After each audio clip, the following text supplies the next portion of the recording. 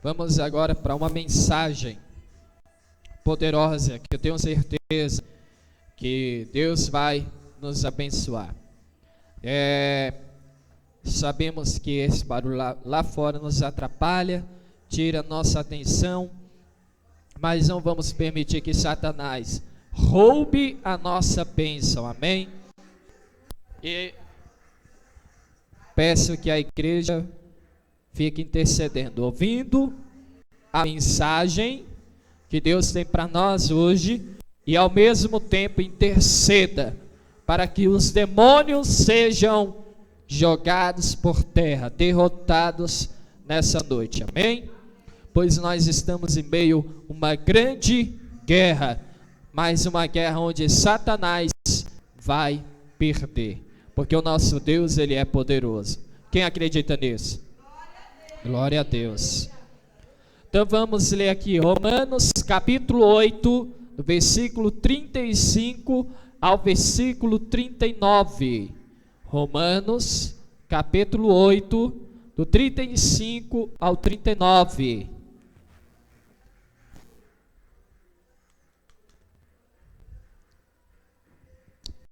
Aleluia.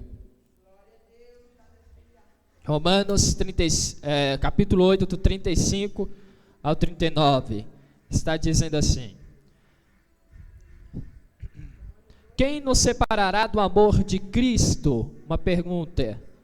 Começa então assim: quem nos separará do amor de Cristo? Será a tribulação? Um dos motivos. Primeiro motivo, a pergunta é: quem nos separará do amor de Cristo? E aí ele vem com o primeiro motivo: será a tribulação ou angústia? Segundo motivo, angústia. Terceiro, ou a perseguição. Quarto motivo, a fome. Quinto motivo, ou a nudez. Sexto motivo, ou o perigo. Sétimo motivo, ou a espada. Encerra aqui então o versículo. Quantos motivos?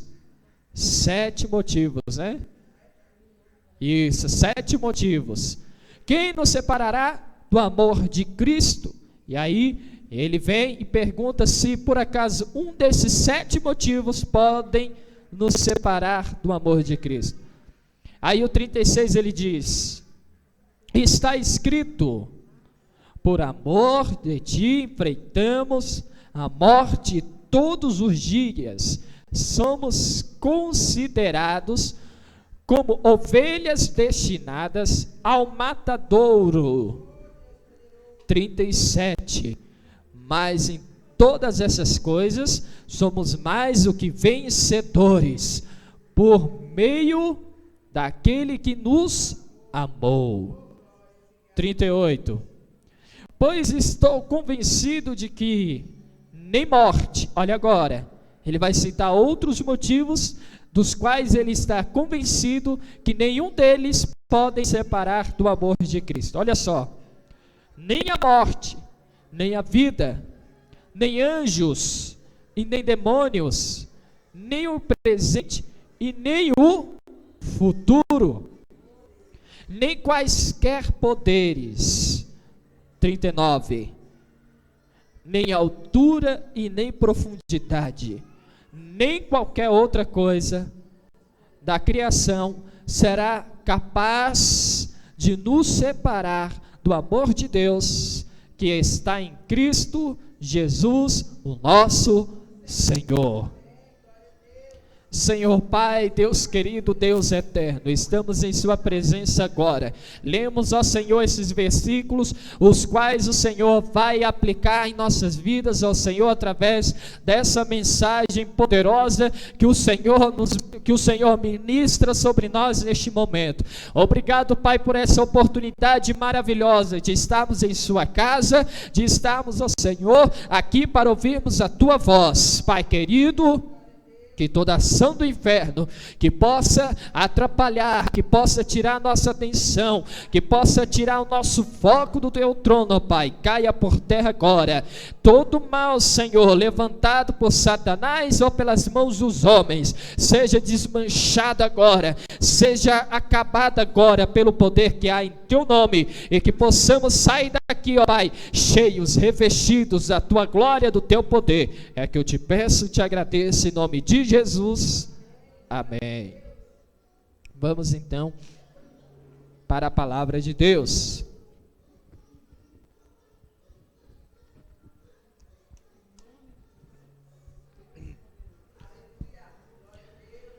Nós temos aqui uma mensagem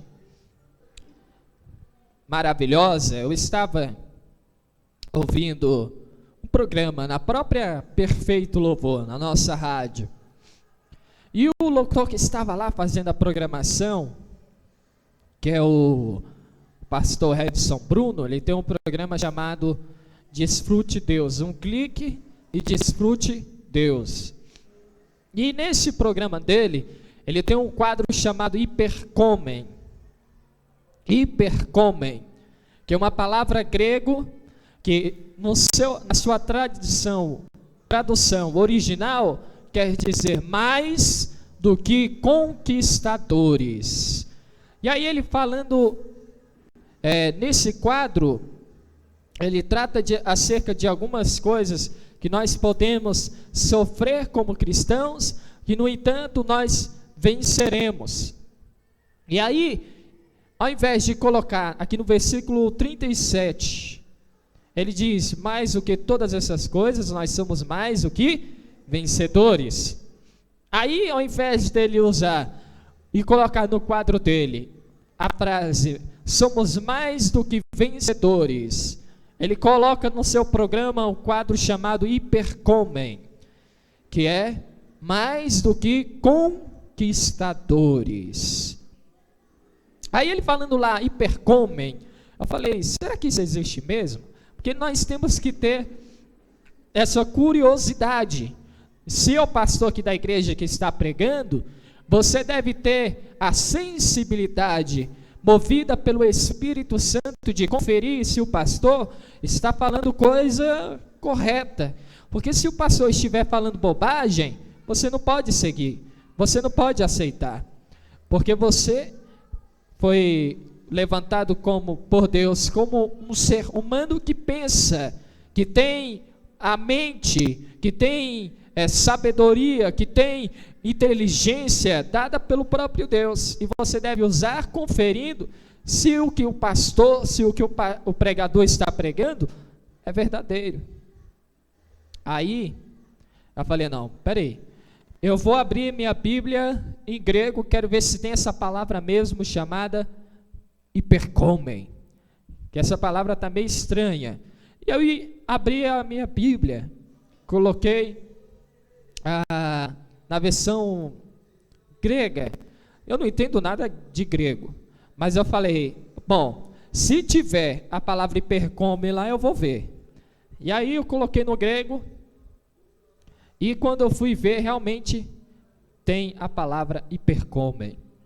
E ela se escreve U-P-E-R-N-K-W-E-M-E-N, Hipercomen, se escreve assim, mas se pronuncia Hipercomen. Aí eu falei, bom, a palavra eu achei, agora vamos ver se a tradução realmente é essa, mais do que conquistadores. E eu fui procurar, fui estudar um pouco, e realmente o que eu achei foi exatamente isso, mais do que conquistadores. E aí, a nossa tradução em português, ela está mais do que vencedores. E aí, eu fico olhando para essa passagem, para esse versículo, e vejo que existem diversas maneiras de dizer que eu sou vencedor, que eu sou um conquistador. Por exemplo, como um atleta, eu sou vencedor quando eu subo lá no pódio e pego a medalha, o troféu. Só que chegando em primeiro lugar, medalha de prata, de bronze, não serve, não serve. Quando eu fazia hipismo, eu fui competir, fiz uma prova, que é o hipismo, para quem não sabe, é aquele esquema de cavalo, você pula obstáculos, corre pistas, e eu fui correr uma pista com o cavalo. E aí, a prova era que você tinha que dar a volta na pista, fazer uns gestos lá, e tinha que fazer tudo perfeito. E eu, com a preocupação de fazer mais do que perfeito, né, eu treinei muitos meses a pista, e eu, com o desejo de fazer algo mais do que perfeito, eu ficava puxando muito o cavalo para a beira da pista. Só que o cavalo treinado, quando ele vê o obstáculo na frente, ele pula. Você não precisa fazer nada, ele sozinho pula. Se ele vê o obstáculo, ele pula. E aí, com aquela preocupação de fazer a pista direito, porque eu tinha que andar na beira da pista, na linha certinha, dando a volta na pista. Se eu andasse mais para o meio, eu perderia ponto. E com a preocupação de ganhar ponto, eu puxava sempre para o lado, para a beira. Uma dessas vezes que eu puxei, o cavalo virou o rosto para o lado e viu o obstáculo. E o que ele fez? Pulou para fora da pista. E aí eu consegui trazê-lo para dentro novamente, só que com isso eu perdi todos os pontos que eu poderia ganhar. Eu fui desclassificado, terminei a pista, a minha prova, os juízes todos disseram que se eu não tivesse deixado isso acontecer, do cavalo pular o obstáculo, eu tinha tirado 10 e tinha ganhado em primeiro lugar. Só que os elogios dos juízes, daqueles homens que estavam ali, as notas para quem estava competindo, não foi o bastante para mim. Mesmo tendo feito a prova perfeitamente, o único erro era querer ser perfeito e pulado para fora da pista, para mim não adiantava, eu era um perdedor naquele dia. Então você vê, o atleta, ele só se considera vencedor quando ele pega a medalha de ouro, quando ele pega o troféu lá, poderoso. E o cientista, como é que ele se considera vencedor? Quando ele alcança o máximo de conhecimento em sua área, quando ele conquista diversos troféus, quando ele passa a ser um homem ou uma mulher de autoconhecimento, quando ele passa a ter renome, isso é ser vencedor. O médico, ele é vencedor quando ele conquista a melhor posição em sua área de atuação, quando ele é visto como o melhor ortopedista, por exemplo, quando ele é visto como o melhor neurologista, quando ele é visto como o melhor isso é ser vencedor. Agora, o que é ser vencedor para o cristão, para nós que servimos a Deus?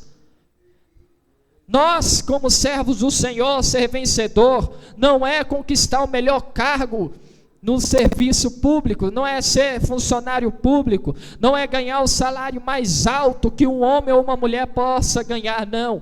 Ser vencedor não é ser um empresário bem-sucedido. Para nós, isso são coisas que nós podemos conquistar de acordo com o nosso esforço, de acordo com a nossa vontade. No entanto, sermos vencedores, para nós sermos vencedores e considerados como vencedores pelo próprio Deus, é quando nós não nos afastamos do amor de Deus. Então, eu quero falar com você neste momento sobre esse tema interessante. O verdadeiro vencedor é aquele que não se afasta do amor de Deus. Nós só somos considerados como vencedores pelo Espírito Santo quando nós não nos separamos do amor de Deus. E o que nós vemos hoje é que quando nós aceitamos Jesus Cristo, nós nos apegamos às promessas do Senhor, nós ficamos firmes no amor de Deus. Só que com o passar do tempo, com as perseguições, com as lutas e com as aparentes derrotas, porque, por exemplo, alguém, a gente recebe muitas mensagens no WhatsApp da rádio, e pessoas pegam e mandam assim: olha, eu estou derrotado, eu fui demitido do meu emprego, as portas estão fechadas para mim, sou um derrotado. Só que, como cristão, nós não podemos ver dessa forma.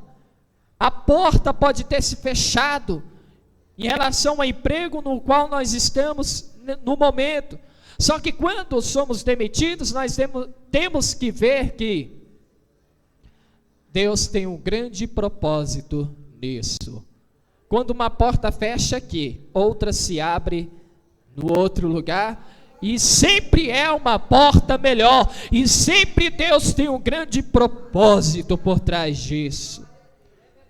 Então, para a nossa carne, pode parecer derrota, mas para Deus é só mais uma oportunidade de nos levantar ainda mais alto. Pensa na seguinte coisa: você está no primeiro andar, e aí te expulsam do primeiro andar. Quando te demitem do emprego, você está sendo expulso do primeiro andar. Só que você pode até achar que você foi expulso daquele prédio, você não poderá mais estar ali, você foi expulso.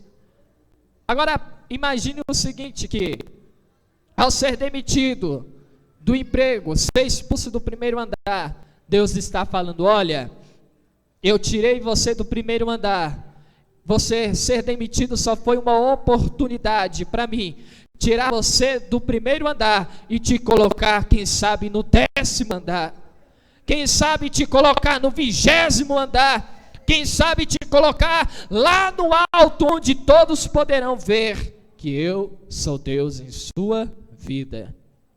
Então, o que parece ser derrota para mim e para você, é só mais uma oportunidade de Deus trabalhar em nossa vida.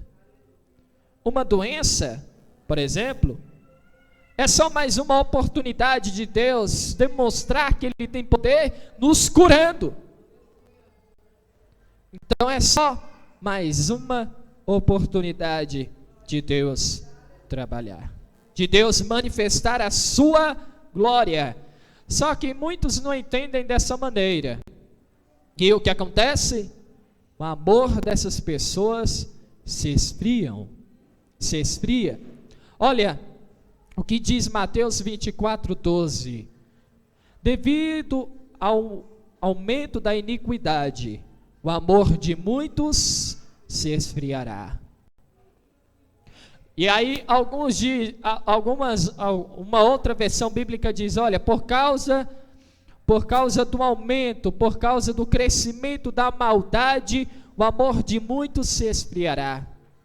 Por causa da perseguição, por causa da luta, por causa da maldade do homem, por causa do aumento do pecado, o amor de muitos se esfriará. Aí o que eu acho interessante é o 13. Mas aquele que perseverar até o fim, esse será salvo. Aquele que não der as costas para o Senhor, por causa de perseguição, por causa de luta, por causa de problemas, esse será salvo. É uma promessa, é uma verdade de Deus para a sua e para a minha vida.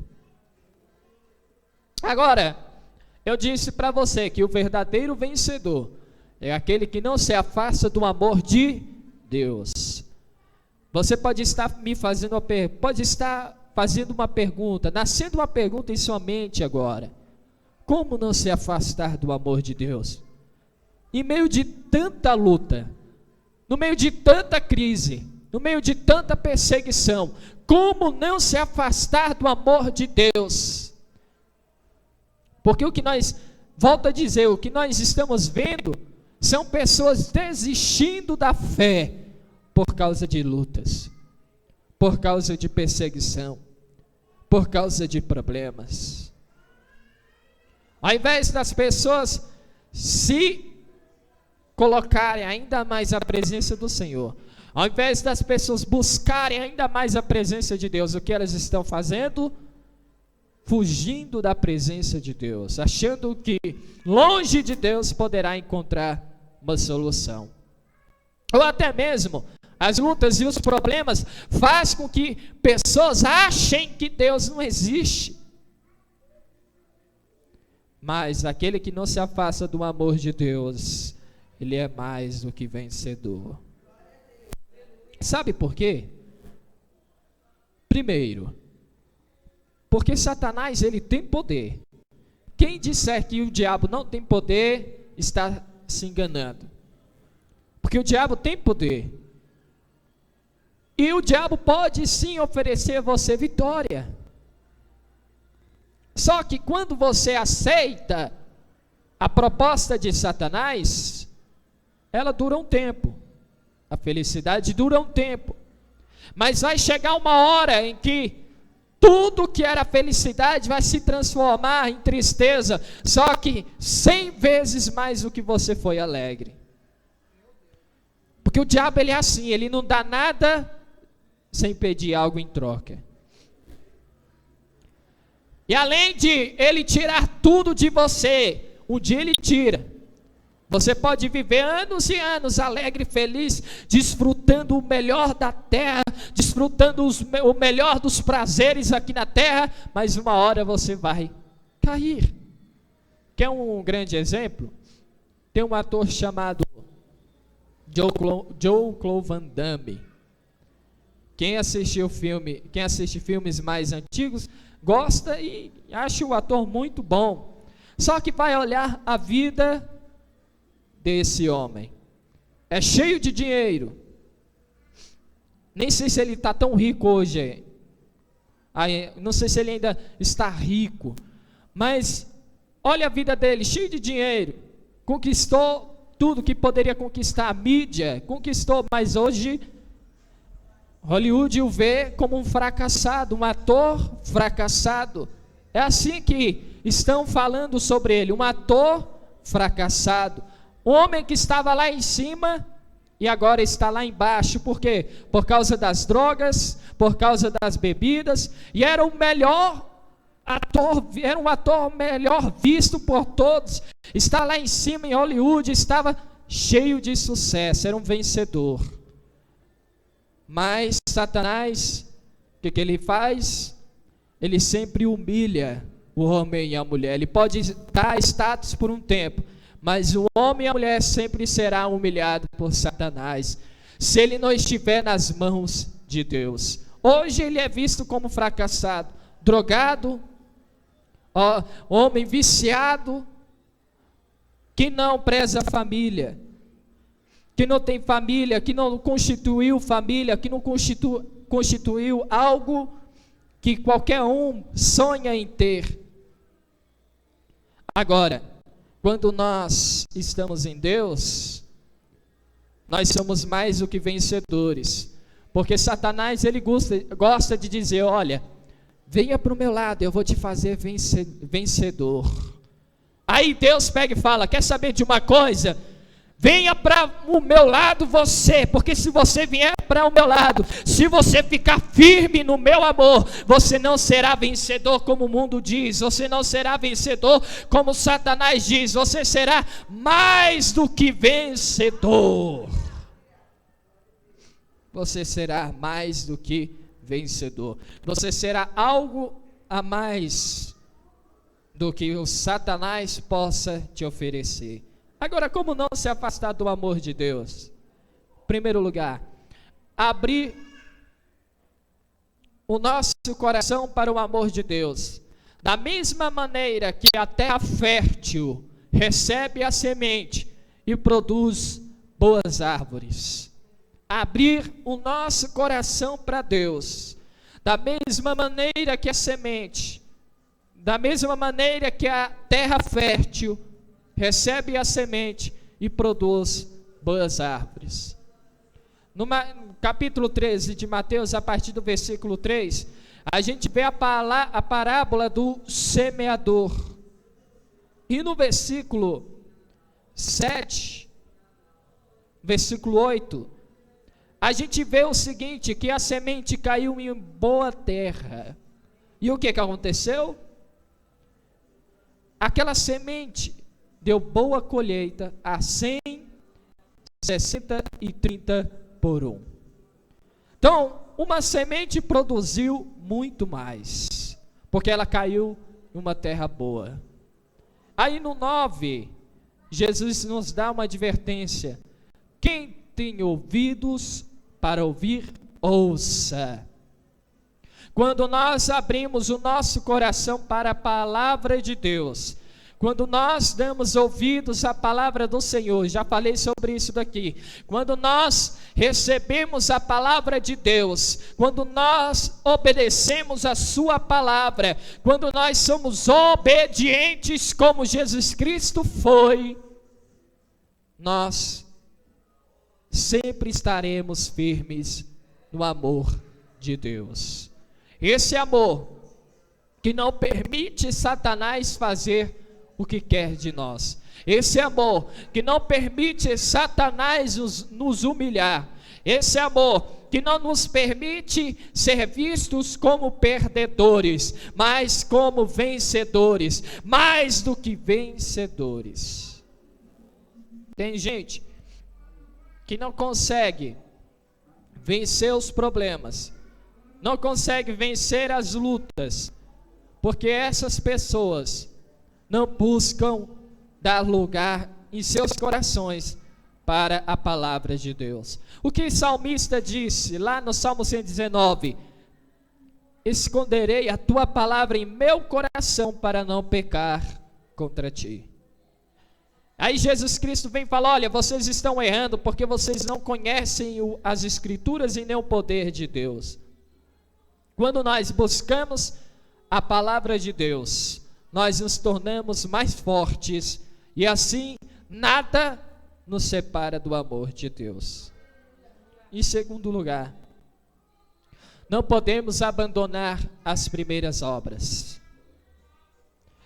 No livro de Apocalipse, no capítulo 2, a gente vê a história da igreja de Éfeso, uma igreja que abandonou o primeiro amor. Apocalipse 2:4 está dizendo: olha, contra você, porém, tenho isto, você abandonou o primeiro amor. 5, lembre-se de onde caiu. Lembre-se de onde caiu.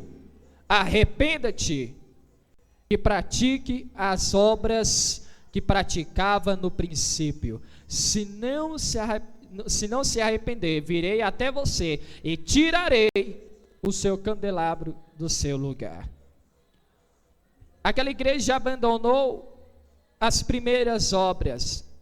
Ele diz: olha, volte a praticar as obras que você praticava no princípio. Isso me deixa entender, me deixa interpretar que aquela igreja parou de cumprir o seu papel de amar o próximo. Esse primeiro amor, aquela igreja abandonou o primeiro amor, esse amor que faz você se alegrar quando alguém diz: olha, vamos à casa de Deus adorar o nome do Senhor. Esse amor que faz você saltitar de alegria quando alguém diz: olha, vamos orar nessa noite durante 2 horas. Esse amor quando alguém diz: olha, que faz você saltitar de alegria quando alguém diz: olha, vamos evangelizar nas ruas. Vamos visitar um doente, vamos visitar um preso, vamos orar por alguém que está perdido no lamaçal do pecado. Eu acredito que essa igreja de Éfeso havia perdido esse amor. Era uma igreja, a gente vê que era uma igreja elogiada, porque eles puseram à prova apóstolos e acharam e comprovaram que esses apóstolos eram falsos. Então eu posso até dizer que por causa da falsidade desses homens, da falsidade de pessoas que diziam ser homens de Deus e não era, por causa da hipocrisia de tantas pessoas, por causa da perseguição, eles acabaram perdendo o amor. E é o que Deus não quer que aconteça em nosso meio. Tem gente que diz: olha, não vou dizimar, porque o pastor é tudo ladrão, porque o pastor da igreja tal estava roubando dízimo para ele. Perdeu o amor, porque o amor não deve ser constituído, você não deve amar a Deus com base no que o pastor ou no que o fulano de tal faz, mas no amor que o próprio Senhor demonstrou ter a você. E eu imagino que essas pessoas da igreja de Éfeso estavam experimentando isso, decepção, e por causa das decepções permitiram que o amor fosse esfriado em seus corações. E só o que me preocupa é que no livro de Mateus, capítulo 25, do versículo 34 e diante, Jesus Cristo conta uma parábola muito interessante, onde ele diz: olha, você que está na minha direita, venha, entre para a vida eterna. Venham, benditos de meu Pai, e herdem o reino que lhes foi prometido, que foi preparado para vocês desde a criação do mundo. Aí ele diz, olha, no versículo 35 de Mateus 25: pois eu tive fome e vocês me deram de comer, eu tive sede e vocês me deram de beber, fui estrangeiro e vocês me acolheram, necessitei de roupas e vocês me vestiram, estive enfermo e vocês cuidaram de mim, estive preso e vocês me visitaram. Aí no 37 diz: então os justos responderam: Senhor, quando te vimos com fome e te demos de comer, ou quando te vimos com sede e te demos o que beber? Quando te vimos como estrangeiro e te acolhemos? Quando te vimos necessitado de roupas e te demos o que vestir? Quando te vimos enfermo ou preso e fomos te visitar? Aí Jesus responde, o rei responde: digo-lhes a verdade, quando vocês fizeram algum desses menores, meus filhos, fizeram a mim. Quando vocês fizeram isso a um desses meus filhos, fizeram a mim. E aí, daqui em diante ele vai falar daqueles que estão em sua esquerda, que quando viram pessoas com fome e não deram de comer para essas pessoas, quando viram pessoas com sede e não deram o que beber para essas pessoas, quando viram pessoas sem onde morar, não acolheram, quando viram pessoas enfermas, não ajudaram, não cuidaram dessas pessoas, quando viram pessoas presas, não visitaram, não cuidaram. E o que vai acontecer com essas pessoas que estão na esquerda? Vai ser lançada no lago de fogo, no sofrimento eterno. E aí isso me preocupa, porque quando nós perdemos o primeiro amor, nós deixamos de fazer isso. Quando a gente vê uma pessoa com fome, é vagabundo que não trabalha. Quando a gente vê uma pessoa com sede, é vagabundo, não trabalha, por isso que não tem dinheiro. Quando a gente vê alguém sem onde morar, é vagabundo, não trabalha, não tem casa. O amor está frio em nossos corações. Mas quando nós estamos no primeiro amor, quando a gente vê alguém sem ter o que vestir, se a gente tiver apenas 2 peças de roupa, a gente divide e dá uma para o próximo. A gente cumpre o que Jesus diz: olha, se alguém lhe pedir uma túnica, dê para ele duas logo. Se alguém te pedir a capa, dê a túnica. Se alguém pedir a túnica, dê a capa também. Esse é o primeiro amor.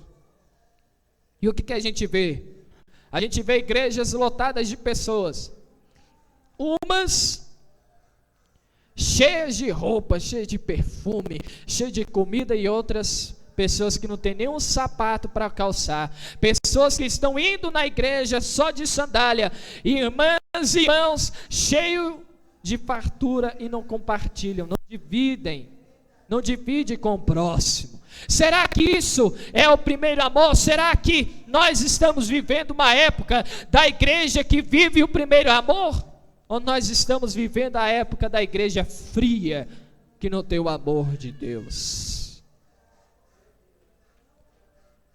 Para nós termos a garantia de que nós seremos mais do que vencedores, nós devemos nos agarrar nesse amor e dizer para o próximo: olha, eu vou subir, mas eu vou levar você junto, você não vai ficar embaixo, eu não vou ficar olhando para você lá de cima e zombando de você, não. Eu só vou caminhar se você caminhar comigo, eu só vou dar um passo se você der um passo comigo, eu só serei vencedor se por acaso você aceitar vencer comigo.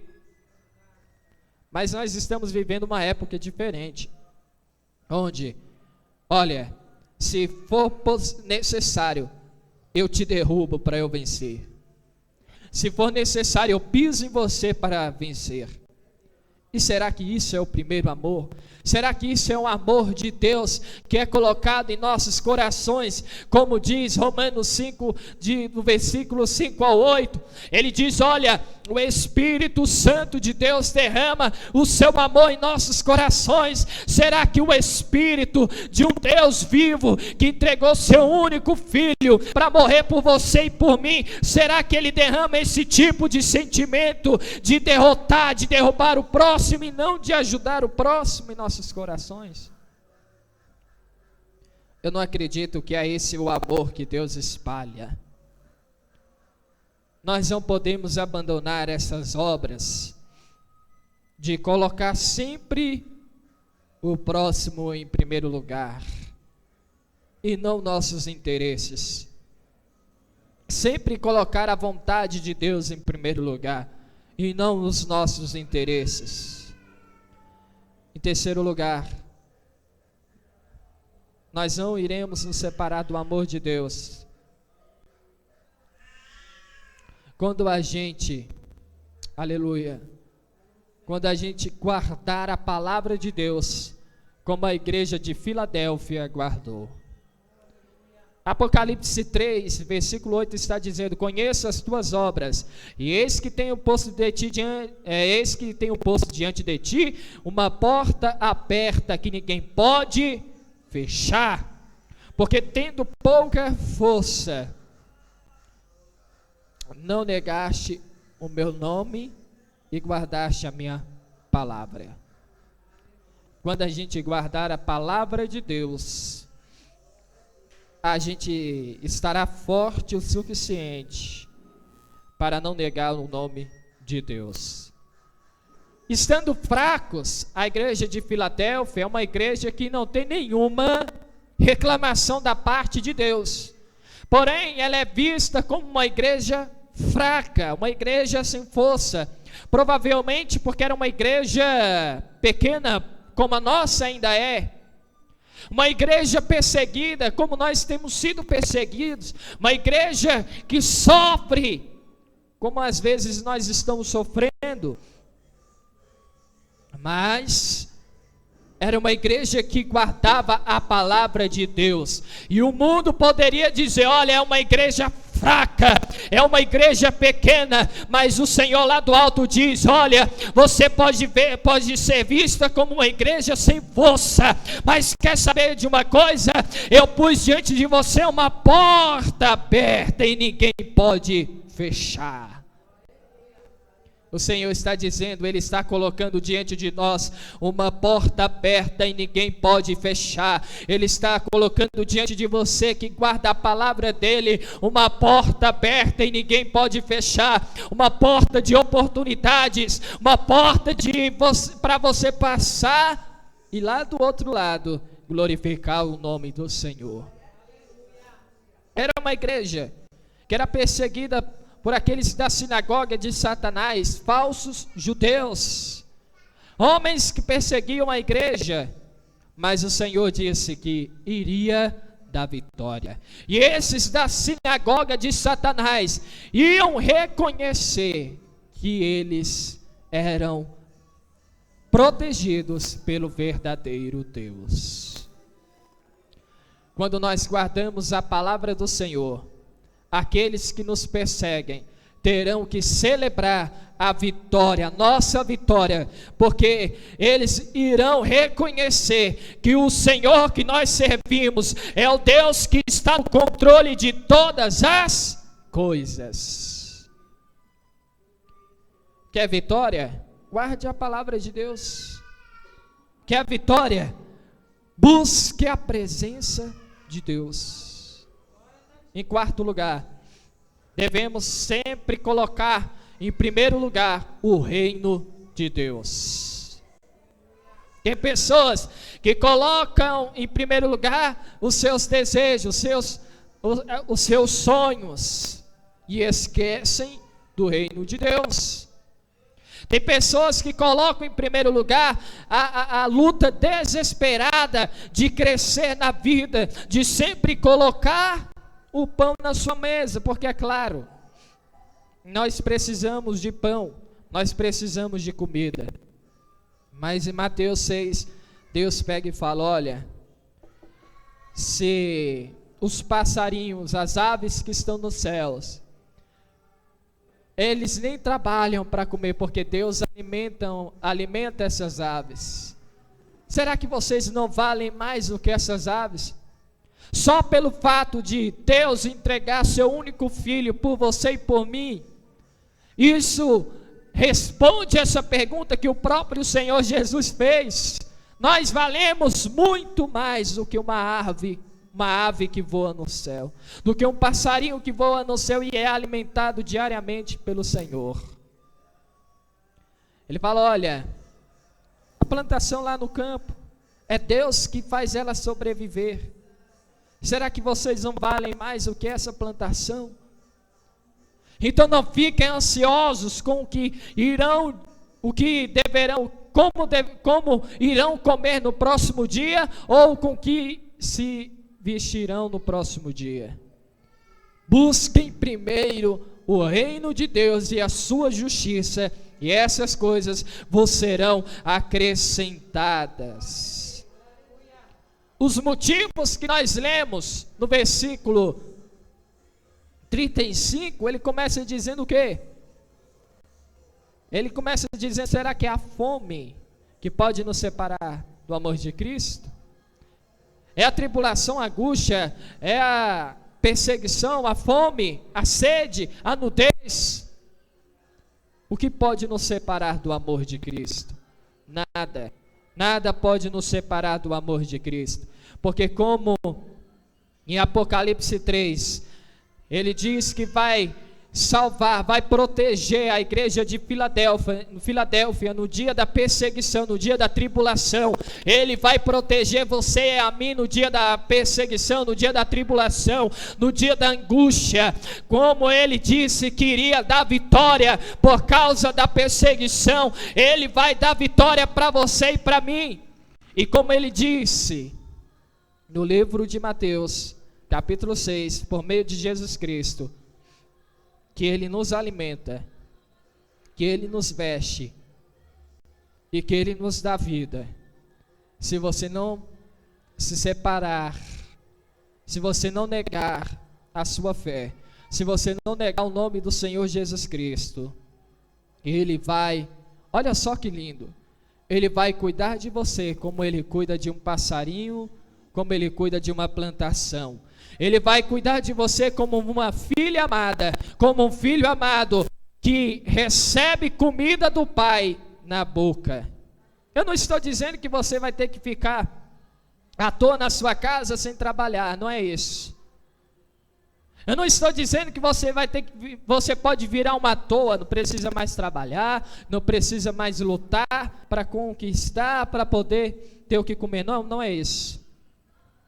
Eu estou dizendo a você que no meio de uma crise tão grande que nós estamos passando, emprego não vai ser problema se você tiver fé. Dinheiro não vai ser problema se você tiver fé. Até se você se esforçar, você vai passar em concurso público, vai conquistar um bom emprego e vai poder dizer: olha, no meio da crise o Senhor abriu as portas para mim, e eu sou dizimista fiel, eu oferto, eu sempre tenho a fruta na mesa da minha casa, eu sempre tenho as coisas gostosas lá na minha geladeira, porque eu fui fiel e não permiti a perseguição, não permiti a angústia, não permiti o sofrimento abafar, tirar, matar a minha fé e o meu amor pelo meu Senhor Jesus Cristo. Se você ficar firme na presença de Deus, é o que ele diz em Mateus 24:13: quem perseverar até o fim, esse será salvo. Eu termino essa mensagem dizendo que se você fizer o que Jesus Cristo fez, dando as costas para a voz de Satanás, fechando seus ouvidos para a voz de Satanás, porque ele gosta de dizer: olha, desista, deixa de ser besta, aí você só sofre, aqui você vai ter felicidade, aí você só tem perseguição, aqui ninguém vai te perseguir. E não vai mesmo, porque para que ele vai perseguir alguém que já está com ele, condenado para sofrer eternamente no lago de fogo? Ele quer perseguir você e eu, que temos uma promessa que é viva e que com certeza será realizada em nossa vida, que é bênçãos aqui na terra e a vida eterna. Vamos fazer uma oração neste momento. Se coloque de pé em nome de Jesus.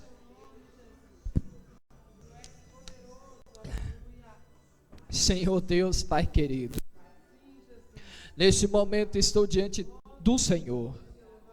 Peço perdão, Pai, se por acaso deixei de praticar as primeiras obras do Evangelho, Pai, como eu praticava antigamente. Se eu deixei de praticar essas obras, Senhor, me perdoe, ó Pai amado. E eu sei que todos que estão orando comigo agora também oram da mesma forma, ó Pai. Nos perdoe se nós estamos fechando os olhos para o sofrimento do nosso próximo, Senhor. Nos perdoe, ó Pai, se nós não estamos te servindo como nós deveríamos servir. Pai amado, neste momento, eu peço a Ti que nos fortaleça, porque há momentos, ó Pai, que nós nos achamos fracos, incapazes, ó Pai.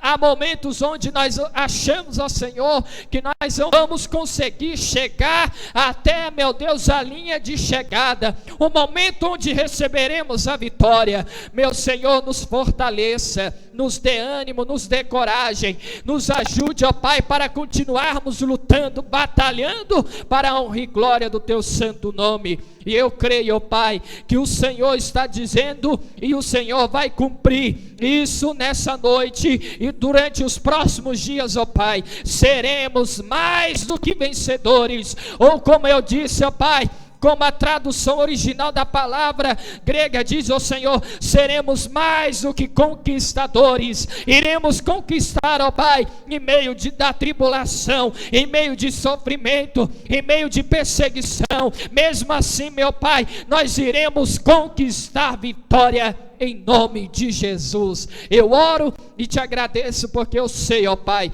que a vitória está sendo derramada, entregue em cada uma das mãos de cada um de nós nessa noite, ó Pai, em nome de Jesus. Amém. Aplausos.